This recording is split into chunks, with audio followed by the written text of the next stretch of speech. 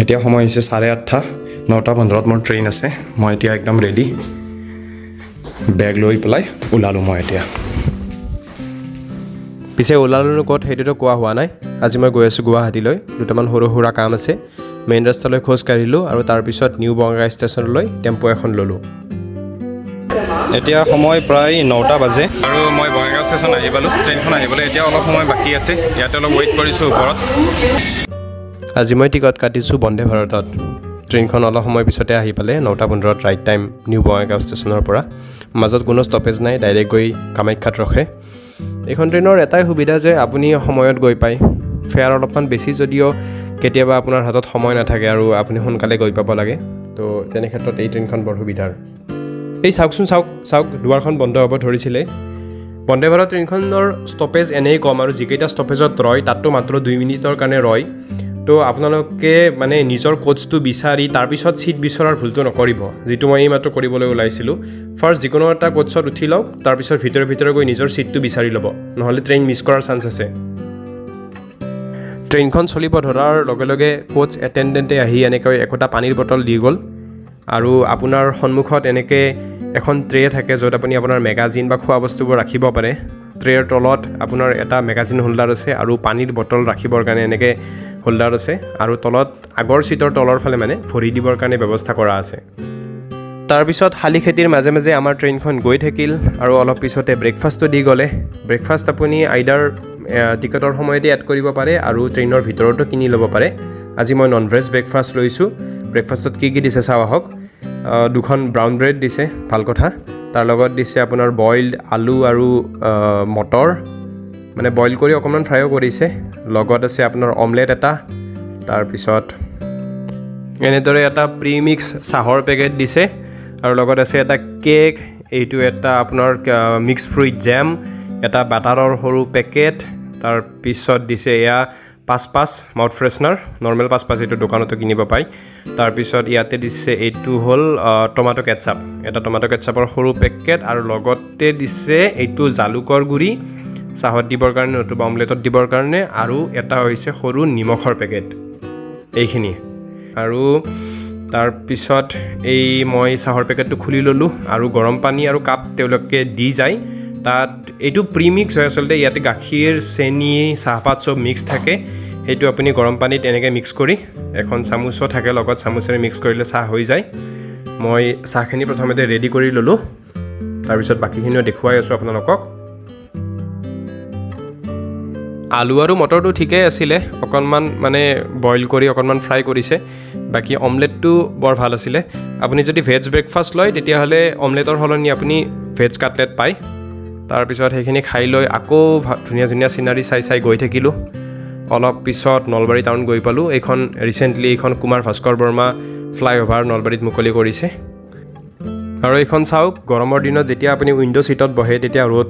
পৰিলে আপুনি এনেকৈ উইণ্ড' শ্বেড আছে ওপৰৰ পৰা টানি আনিলে আপোনাৰ গাত ৰ'দ নপৰে আৰু এতিয়া বলকচোন আপোনালোকক টয়লেটটো এবাৰ দেখাই আনো দুটা কোচৰ মাজৰ জেগাখিনি এনেকৈ তেওঁলোকে মানে এইটো ষ্ট'ৰেজ হিচাপে ইউজ কৰে ইয়াতে পানীৰ বটলৰ পৰা আদি কৰি খাদ্যবিলাক ৰাখে এতিয়া বলক আপোনালোকক এটা টয়লেটৰ ভিতৰত দেখুৱাওঁ ৱেষ্টাৰ্ণ আৰু ইণ্ডিয়ান দুটাই আছে এইটো চাই লওক কি হয় এইটো ৱেষ্টাৰ্ণ আপোনালোকক দেখাইছোঁ এনেকৈ আছে ফাৰ্ষ্ট আছে আপোনাৰ এটা মানে এইটো হেণ্ড ৱাছ তাৰপিছত এখন মিৰৰ তাৰপিছত এটা বেচিনৰ কাষতে আছে এইটো হেণ্ড ড্ৰায়াৰ গৰম হাৱা মাৰে তলৰ ফালে আৰু তাৰপিছত এইফালে আছে আপোনাৰ ৱেষ্টাৰ্ণ টয়লেট এটা চাকচন আছে ইয়াতে ফ্লেছ আছে আৰু ওপৰত আছে টিচু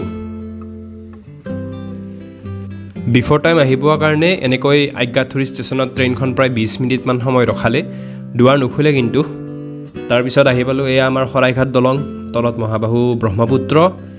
আৰু এইখন পাৰ হৈ আৰম্ভ হৈ গ'ল এনেকৈ বিল্ডিং যেই গুৱাহাটীত সোমালোঁ আপোনালোকে এটা লক্ষ্য কৰিছেনে গ্ৰীনাৰী চেছ আৰু বিল্ডিং কংক্ৰিট গাড়ী মটৰ সেইবিলাক বাঢ়ি গ'ল আৰু ফাইনেলি এয়া কামাখ্যা ষ্টেচনত মই এতিয়া নামিম ইয়াৰ পিছত ট্ৰেইনখন মেইন গুৱাহাটী ষ্টেচনলৈকে যাব তাৰপিছত তাতে ফাইনেল ষ্টপেজ আৰু এয়া মই নামিবলৈ লৈছোঁ অলপ আগতে কোৱাৰ দৰে ইয়াতে এনেকৈ ফ্ৰিজ আছে আৰু এইবিলাক ডিছ আপুনি ভেজ ল'লে গ্ৰীণ প্লেটত দিব আৰু নন ভেজ হ'লে এনেকৈ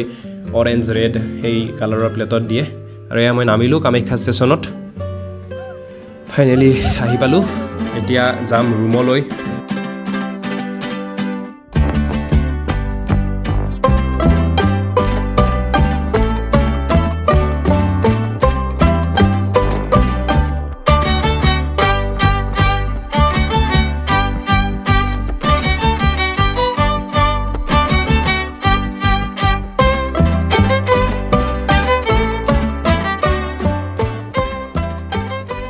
আদাবাৰীতে আমাৰ ফ্লেট আছে কামাখ্যা ষ্টেচনৰ পৰা বেছি দূৰ নহয় কাৰণে এইখিনি জেগা নৰ্মেলি খোজকাঢ়িয়ে আহোঁ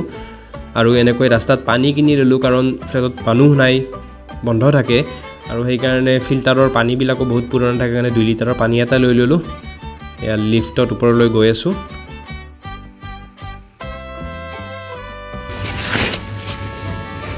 মানুহ নাথাকে কাৰণে এইবিলাক চব থাকি থৈ যাব লাগে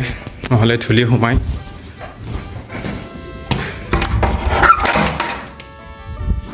আৰু এইটো মোৰ ৰুম ইয়াতেও চববিলাক থাকা আছে এনেকৈ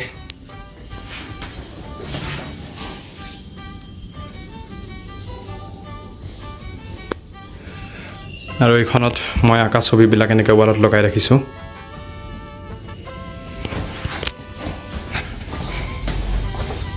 আৰু এইফালে বাহিৰলৈ যাব পাৰি বাহিৰ মানে সৰু বেলকনি এটা আছে তাৰ পৰা বাহিৰৰ আদাবাৰীৰ এই বিল্ডিংবিলাক দেখা পায় আৰু